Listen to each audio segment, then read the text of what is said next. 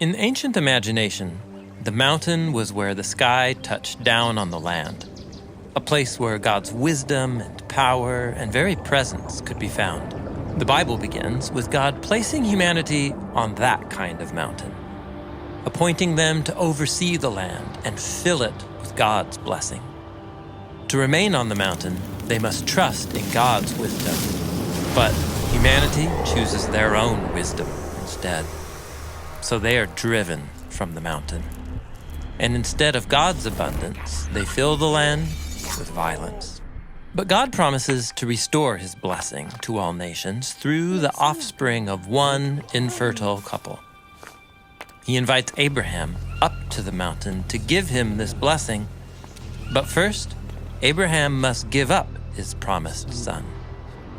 The only way back up the mountain is to lose what we call life and receive back the true life that God offers. Abraham's family grows, and God invites all of them up onto the mountain.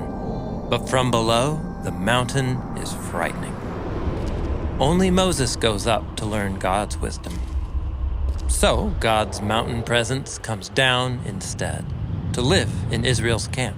Now the mountain travels with them, and they're invited to live by God's wisdom wherever they go. When King David establishes a city on a tall hill, Israel's prophets imagine that this could truly become the mountain, with a king who would rule in God's wisdom and restore the blessing to all the nations. But once again, Israel spirals into violence and is driven from their home. And so, God comes down instead. Jesus enters the world as one of us, teaching his followers how to live by God's wisdom, sharing the abundance of God's mountain with Israel and with the nations. And when Jesus faces his own choice, he trusts God, his Father, with his very life.